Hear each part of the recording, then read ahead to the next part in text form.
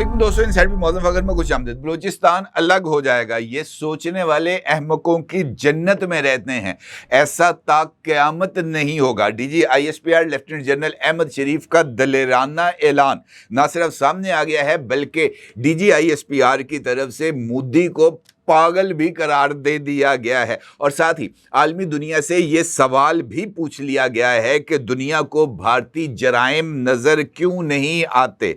आलमी दुनिया भारतीय जराइम पर खामोश क्यों है। देखा जाए तो डीजीआईएसपीआर की तरफ से पूछे जाने वाले ये दोनों सवालात ना सिर्फ बहुत ज़्यादा अहमियत के हामिल हैं, बल्कि इन्हीं सवालात के पीछे भारत का घिनौना चेहरा छुपा हुआ है। और दुनिया अपने माशी मफादात की खातर दुनिया जो है वो भारत के इन जराइम की पर्दापोशी कर रहे हैं। डीजीआईएसपीआर ने अपनी प्रेस कॉन्फ्रेंस के अंदर ना सिर्फ भारत के इस घिनौने चेहरे को बेनकाब किया है, बल्कि आलमी दुनिया को झंझोड़ कर जगाने की कोशिश भी की है, जो कि मासूम पाकिस्तानियों के बेगुनाह बलोचों के खून के ऊपर खामोश है, जिनकी खून की होली भारतीय ईमा पर भारतीय स्पॉन्सर्ड टेररिस्ट के जरिए, भारतीय स्पॉन्सर्ड फंडिंग के जरिए खेली जा रही है। डीजीआईएसपीआर ने अपनी प्रेस कॉन्फ्रेंस में बताया कि भारत गुज़िश्ता 20 बरस से रियासती दहशतगर्दी में मुलव्वस है। भारत खित्ते का अमन खराब कर रहा है। और उन्होंने इस बात का भी जिक्र किया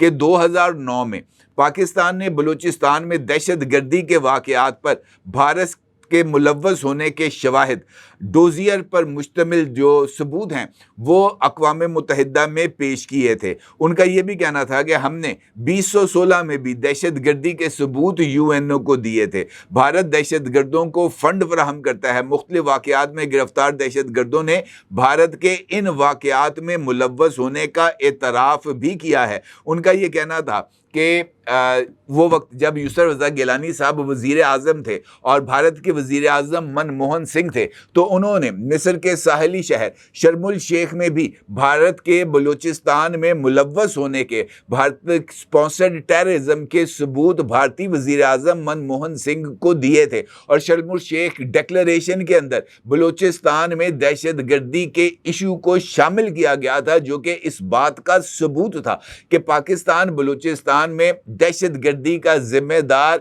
भारत को ठहराता है। और भारत ने ज्वाइंट डिक्लेरेशन में इस नुक्ते को शामिल करके पाकिस्तान के इस जो है यकीन है उसके ऊपर भी मोहर लगा दी थी, क्योंकि अगर भारत रियासती दहशतगर्दी में मुलव्वस ना होता तो वो भारत जो है वो पाकिस्तान के इन इल्ज़ामात को मुश्तरका इलामिये में शामिल ही ना करता।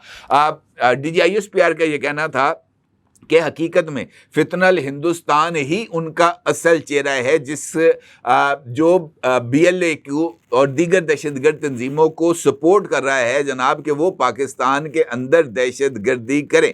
उनका ये भी कहना था कि भारत के जो मुख्तलिफ एनालिस्ट्स हैं, जो मुख्तलिफ TV चैनल्स पर बैठते हैं, वो भी मुसलसल ये जो स्टेट स्पॉन्सर्ड टेररिज्म है बलूचिस्तान में उसको ना सिर्फ ओन करते हैं, बल्कि वो इस बात का खुल्लम खुल्ला एतराफ़ भी करते हैं कि भारत अभी तक जितनी मुदाखलत कर रहा है वो मुदाखलत कम है, भारत को मज़ीद मुदाखलत करनी चाहिए, जिसके नतीजे में बलूचिस्तान को पाकिस्तान से अलग किया जाए। और बलूचिस्तान को पाकिस्तान से अलग करने का मतलब ये है कि आधा पाकिस्तान आपने अलग कर दिया। इसका जवाब डीजीआईएसपीआर की तरफ से ये देना था कि जनाब आपने 1971 में भी मुफ्ती बानी को सपोर्ट किया था और उसके नतीजे में जो बांग्लादेश है वो बन के आया था। लेकिन अब ना 1971 है और ना ही जो मशरकी पाकिस्तान है उसका मगरबी पाकिस्तान से इतना फासला है कि मगरबी पाकिस्तान मशरकी पाकिस्तान को प्रोटेक्ट ना कर सके। बलूचिस्तान पाकिस्तान का हिस्सा है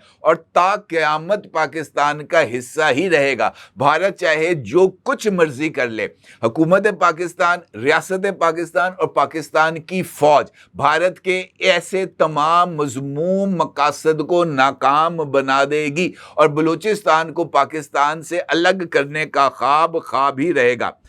उसके साथ साथ ये जो खुशदार वाक़या हुआ है इसके बारे में भी डीजीआईएसपीआर का ये कहना था, बल्कि इसके साथ साथ जो माजी में मुख्तलिफ वाक़यात हुए हैं दहशतगर्दी के, चाहे वो मियाँ वाली एयरबेस पर अटैक हो या कराची के अंदर हो या लाहौर के अंदर हो, ان کا یہ کہنا تھا کہ ان تمام واقعات میں بھی بھارتی اسٹیٹ ملوث ہے، کیونکہ ان دہشت گردوں کے حملوں سے پہلے ہی را فنڈڈ جو سوشل میڈیا اکاؤنٹس ہیں وہ اس بات کی تصدیق کرتے ہوئے نظر آتے ہیں کہ یہاں پر بھارتی مداخلت ہے، کیونکہ ان اکاؤنٹ سے ان حملوں سے پہلے ہی خبر شیئر کر دی گئی تھی کہ جناب کو پاکستان میں کچھ بڑا ہونے والا ہے، آج میاں والی میں کوئی چیز سامنے آئے گی اور پھر میاں والی میں دھماکہ ہو جاتا ہے، میاں والی میں ایئر بیس پر اٹیک ہو جاتا ہے، جو کہ اس بات کی طرف اشارہ ہے جناب کہ جو کچھ یہاں پر ہو رہا ہے وہ بھارتی سپانسرڈ ٹیررزم ہی ہے۔ ان کا یہ کہنا تھا کہ 6 اکتوبر 2024 کو چینی باشندوں پر حملہ ہوا اور انڈین میڈیا میں فوراً ہی رپورٹنگ شروع ہو گئی۔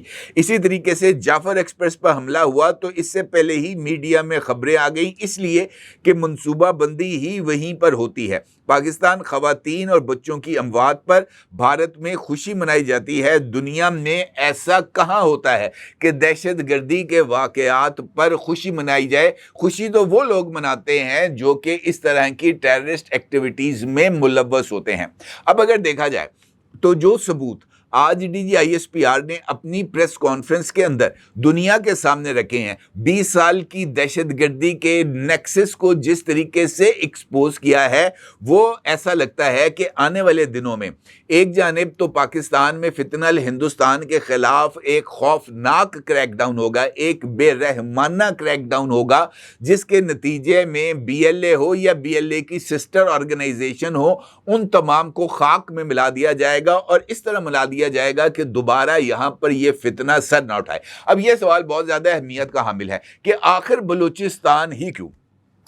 انسائٹ دیکھنے والے میرے ریگولر ویورز جانتے ہیں کہ میں نے ایک سے زائد مرتبہ مختلف ویڈیوز میں اس بات کا اظہار کیا ہے کہ پاکستان کی ترقی کا راستہ بلوچستان سے ہی جاتا ہے، بلوچستان ہی پاکستان کی ترقی کی بنیاد ہے۔ اور ابھی ریسنٹلی یہ خبر بھی سامنے آئی تھی کہ ریکارڈک جو کہ ایک بہت بڑا پروجیکٹ ہے، جس سے یہ جو ہے ریکارڈک کی یہ جو کان ہے وہاں سے تانبا اور سونا نکلے گا، جو کہ ریفائن ہو کر جب انٹرنیشنل مارکیٹ میں جائے گا تو اس سے پاکستان کو بلینز آف ڈالرز آئیں گے۔ صرف ریکارڈک مائن سے ہی پاکستان کو اس بات کا یقین ہے کہ ہمیں کم از کم 182 بلین ڈالر کا ریونیو حاصل ہوگا ٹوٹل، صرف ایک پروجیکٹ ہے ریکارڈک۔ اب اگر بلوچستان کے اندر بدامنی ہوتی ہے، بلوچستان کے اندر دہشت گردی ہوتی ہے تو ریکارڈک مائننگ کا کام متاثر ہوتا ہے، اور اس کے نتیجے میں وہ امکان جس کے تحت 2028 میں ریکارڈک مائن سے پہلی مرتبہ سونا نکال کر، جو کہ یہ نہیں ہوگا کہ اتنے اونس سونا نکالا گیا، وہ کلوز کے حساب میں ہوگا، ٹنوں کے حساب سے ہوگا، وہ نکالا جائے گا، اس کو ریفائن کیا جائے گا اور پھر اس کی آمدنی پاکستان میں منتقل کی جائے گی، اور پھر ریکارڈک پروجیکٹ کے ذریعے جس کا جو شیئر بنتا ہے اس کو دیا جائے گا۔ ابھی یہ جو سعودی ایک وفد آیا تھا پاکستان میں، تو انہوں نے نہ صرف ریکارڈنگ پروجیکٹ میں سرمایہ کاری کرنے کا اشارہ دیا تھا، بلکہ انہوں نے چاگی میں بھی سرمایہ کاری کرنے کا اشارہ دیا تھا، کیونکہ چاگی سے بھی ایسے معدنی ذخائر کے نکلنے کا امکان ہے جو کہ بہت ہی زیادہ قیمتی بھی ہیں، اور ان سے مائننگ کے نتیجے میں پاکستان کی قسمت بدل جائے گی۔ اب بنیادی طور پر دہشت گردی کا مقصد یہ ہے کہ پاکستان کی ترقی کے راستے میں رکاوٹ کو کریٹ کیا جائے، اور اسی لیے بھارت نے بی ایل اے جیسی پراکسیز کو ایکٹیو کیا ہے اور ان کو اپنے میڈیا چینلز پر بٹھا کر اس بات کے بیانیے کو ڈیولپ کیا جا رہا ہے کہ جناب بلوچستان پاکستان سے الگ ہو جائے گا۔ D G I S P R نے وہ کچھ کلپس بھی چلائے جن میں بلوچ جو دہشت گرد ہیں یہ بھارتی میڈیا پر بیٹھے۔ آپ اندازہ کریں کہ بی ایل اے ایک ایسی آرگنائزیشن ہے جس کو ٹیررسٹ آرگنائزیشن ڈکلیئر کیا گیا ہے انٹرنیشنل لیول پر، اور بھارت انٹرنیشنل لیول پر ریکگنائزڈ ٹیررسٹ کو اپنے چینلز پر بٹھا کر ان سے اس بارے میں بیان دلوا رہے ہیں کہ جناب ہمیں 93,000 بندوقیں دے دو، ہم بلوچستان کو آزاد کرا دیں گے۔ اس بات کا مطالبہ کیا جا رہا ہے بھارت سے کہ جناب آپ ہمارا سفارت خانہ کھولیں اور آزاد بلوچستان کو ایک الگ مملکت کے طور پر تسلیم کریں۔ آپ اندازہ کریں اب ایسا کیوں کیا جا رہا ہے کہ بھارت یہ چاہتا ہے کہ یہ جو کانے ہیں، یہ جو مائننگ کی چیزیں ہیں، یہ ان کو ملیں. بلوچوں کو کیا ملنا؟ اگر ایک لمحے کے لیے، خدا نہ خواستہ حکم بدہن، ایک لمحے کے لیے ہم اس بات کو تصور کر لیتے ہیں کہ جناب یہ جو ایجنڈا ہے BLA کا یہ پورا ہو جاتا ہے، حکم بدہن، میرے منہ میں خاک، تصور کریں، تو پھر اس کے بعد کیا بلوچوں کو یہ ریکارڈنگ سے سونا نکالنے کی اجازت ملے گی؟ سینڈک پروجیکٹ سے تانبا نکالنے کی اجازت ملے گی؟ چاگی میں جو مائننگ ہے وہ کرنے کی اجازت ملے گی؟ یہاں پر سب انڈینز آئیں گے، یہاں سے جو چیزیں نکلیں گی وہ بلوچستان پہ نہیں، وہ انڈیا میں جا کر خرچ ہوں گی. اگلے پانی نہیں دیندے پائیں سانوں، سونا کہاں سے دینا ہے؟ تو آپ اندازہ لگا سکتے ہیں کہ یہ جو ساری کی ساری دہشت گردی کی نیٹ ورکنگ ہے وہ بنیادی طور پر پاکستان کو معاشی اعتبار سے کمزور کرنے کی سازش ہے. کیونکہ اگر پاکستان طاقتور ہوگا، معیشت پاکستان کی مضبوط ہوگی، تو اگر ہم اس حالت میں بھارت کو دھول چٹا سکتے ہیں، بھارت کی جو ہے نا ناک، اس کو زمین سے رگڑ سکتے ہیں. 10 مئی کو ہم نے اس بات کا ثبوت دیا کہ ہم اپنے ڈیفنس میں بھارت سے بہت زیادہ آگے ہیں، اور ٹیکنالوجی میں بھارت تو ہمارے جوڑ کا ہی نہیں ہے. ہم نے اپنی الیکٹرانک وارفیئر، ہم نے اپنی ڈیجیٹل وارفیئر، ہم نے اپنے سائبر وارفیئر کے ہتھیاروں کا محض 6% استعمال کیا، اور اس کے نتائج ہمارے سامنے آ گئے کہ 70% بھارت اندھیرے میں تھا، بجلی بند تھی 70% گریڈز میں.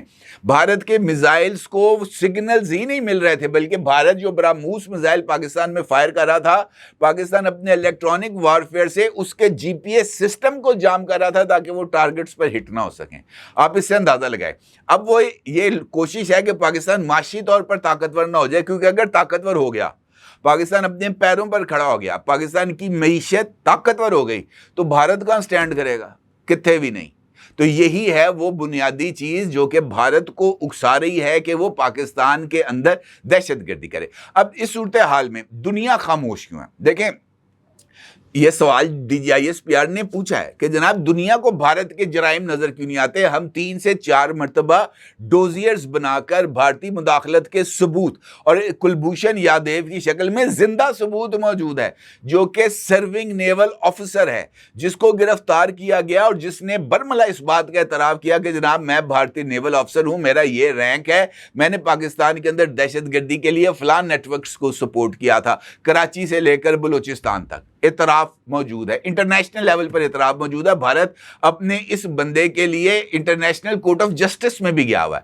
اب اندازہ کریں آپ کہ دنیا کے اندر یہ جو بھارت کے حوالے سے چشم پوشی تھی، یہ کس وجہ سے تھی؟ وہ اس وجہ سے تھی، ایک جانب بھارت 140 کروڑ لوگوں کی منڈی ہے، اور بہت سارے ممالک کے معاشی مفادات بھارت کے ساتھ جڑے ہیں کہ جناب ہم چیزیں بنائیں گے، بھارت میں بیچیں گے، تو جناب ہماری بکری ہوگی، ہماری اکانومی بہتر ہوگی. نمبر سیکنڈ، بھارت نے ہمارے گزشتہ دور میں جب پاکستان کی اکانومی بہت زیادہ خراب تھی، ہم اگر دیکھیں مشرف دور کے اندر باقی جگہوں پر، تو ایک بات کو ڈیولپ کیا گیا کہ پاکستان اکنامکلی ایک فیلڈ سٹیٹ ہے. اور پھر دہشت گردی کے خلاف جب ہم امریکہ کی جنگ کا حصہ بنے تھے، اس موقع پر پاکستان کے اوپر ڈبل گیم کرنے کا الزام عائد کیا گیا تھا. اور چونکہ وہ تمام لوگ جن کو دہشت گردی کے واقعات میں ملوث ہے انٹرنیشنل لیول پر، وہ پاکستان سے گرفتار ہوئے، تو اس کا ذمہ پاکستان کے اوپر عائد کر دیا گیا کہ جناب دنیا میں کہیں بھی دہشت گردی ہوتی ہے، اس کے تانے بانے آ کر پاکستان میں ملتے ہیں. اور اس وجہ سے دنیا نے بھارت کی طرف سے پھیلائے جانے والے اس پروپیگنڈے کو تسلیم کیا، اور پاکستان کے اندر یہ جو پاکستان معاملات اٹھاتا تھا انٹرنیشنل لیول پر، اس کو یکسر نظر انداز کر دیا. اب موجودہ صورتحال میں اور پاکستان کی طرف سے جو 10 مئی کو ہوا ہے، اس کے بعد دنیا کا پاکستان کے حوالے سے پرسپیکٹو بدل گیا. اور خاص طور پر نریندر مودی نے جس طریقے سے کھلے عام ایک جلسے سے خطاب کرتے ہوئے اس بات کا اعتراف کیا کہ بلوچستان والے ہم سے رابطہ کرتے ہیں اور کہتے ہیں کہ ہمیں بچاؤ، تو یہ انفیکٹ اس بات کا اعتراف تھا کہ بھارت بلوچستان کے اندر اسٹیٹ سپانسرڈ ٹیررزم میں ملوث ہے. اب موجودہ حالات کے اندر جب بھارت برے طریقے سے ایکسپوز ہو گیا، پتہ چل گیا کہ جناب پلے ککھ نہیں. تو اس کے بعد دنیا نے دوبارہ پاکستان کا رخ کیا ہے اور پاکستان کی بات کو سمجھنے کی کوشش کی ہے. اسی دوران بھارت نے جب سنگھ تاس معاہدے کو معطل کیا, پاکستان کا پانی روکنے کا اعلان کیا, تو پھر دنیا نے, کیونکہ اقوام متحدہ کا چارٹر ہے نا کہ پانی روکنا ایک جنگی جرم تصور کیا جاتا ہے, اب اس کے بعد دنیا نے ریئلائز کیا کہ نہیں یار, یہ مودی جو ہے یہ غلط کام کر رہا ہے, اور اس کے بعد ذرا صورتحال میں تبدیلی آئی ہے. اب پانی کے ایشو پر بھی D G I S P R سے سوال ہوا. D G I S P R کا یہ کہنا تھا کہ کوئی پاگل ہی ہے جو 24 کروڑ آدمیوں کا پانی روکے گا. ٹھیک ہے, اب مودی کیا کہہ رہا ہے کہ میں پانی روکوں گا, تو پاگل کون ہوا؟ مودی. اب indirectly D G I S P R نے مودی کو پاگل قرار دے دیا, اور دیکھا جائے تو ہے تو پاگل ہی, جو اس بات کا اظہار کر رہا ہے کہ جناب میں پانی روکوں گا. بھائی پانی روکے گا تو پھر پانی پیے گا کوئی نہیں, پھر پانی ہوگا اور کچھ نہیں ہوگا, یہ بات بھی واضح ہے. بلکہ جو ہے نا ایک بریفنگ کے اندر بھارت میں یہ سوال ہوا کہ جناب یہ جنگ آگے کیوں نہیں بڑھی, تو ان کو بتایا گیا کہ جناب جنگ اگر آگے بڑھتی تو پھر ایٹمی جنگ ہونی تھی. اور یہ بات میں آپ کو بتا دوں کہ اب بھی اگر دوبارہ جنگ ہوتی ہے, مودی کو جس طرح کی اچکل آئی ہوئی ہے, وہ دوبارہ اگر پاکستان پر اٹیک کرتا ہے یا کسی طرح کی کوئی شرانگیزی کرتا ہے, تو ایک تو اس کو فوری طور پر جواب ملے گا. D G I S P R نے آج بھی اپنی پریس بریفنگ میں کہا, انہوں نے کہا جناب اس مرتبہ جواب ملے گا, فوری ملے گا, اور پہلے سے زیادہ طاقتور انداز میں ملے گا. دوسرا میں آپ کو یہ بتا دوں کہ اس مرتبہ اگر یہ معاملہ ہوتا ہے, پانی روکا جاتا ہے یا کسی بھی طریقے سے کوئی بھی ایسی شر پسندی کی جاتی ہے, تو یہ جو نارمل وارفیئر ہے یہ نہیں ہوگا. جو کچھ ہوگا وہ پھر تاریخ میں لکھا جائے گا, ہیروشیما ناگاساکی ہوگا. یہ بات طے ہے, اس پہ کسی کو کوئی دو رائے نہیں ہونی چاہیے. پاکستان اس معاملے میں جو ہے نا وہ کیا ہے نا, D G I S P R نے, بلکہ بہت سارے ہمارے جو بلٹو آفیسرز ہیں وہ کہتے ہیں کہ ہمارے میں زندگی سے زیادہ شہادت کی خواہش ہے, اور یہ صرف فوج نہیں بلکہ تمام مسلمانوں کے اندر شہادت کی خواہش ہے, اور اس شہادت کی خواہش کو کوئی نہیں روک سکتا. اور یہ بات دلیرانہ اعلان یہ جو کیا گیا ہے کہ جناب بلوچستان الگ ہو جائے گا, یہ سوچنے والے ایم کو کی جنت میں رہتے ہیں, ایسا تا قیامت نہیں ہوگا. یہ بھی دلیرانہ موقف وہی اختیار کر سکتے ہیں جن کے اندر جذبہ ایمانی موجود ہو. پاکستانی قوم کے اندر الحمدللہ یہ جذبہ موجود ہے, اور بھارت کو شکست فاش دینے کی طاقت بھی رکھتے ہیں. اور اس کے مظاہر آپ آنے والے دنوں میں دیکھیں گے جب فتنہ الہندوستان کا کچومر نکلائے گا اور ان کی نسلیں بھگتیں گی اس سارے عمل کو. اس میں بھی کسی کو کوئی دو رائے نہیں ہونی چاہیے, کیونکہ اس مرتبہ نہ معافی ہوگی اور نہ ہی کسی کو کوئی ڈھیل ملے گی, یہ بات طے ہے. اپنے ضرور اظہار کیجیے گا. آپ کا بہت شکریہ. اللہ حافظ.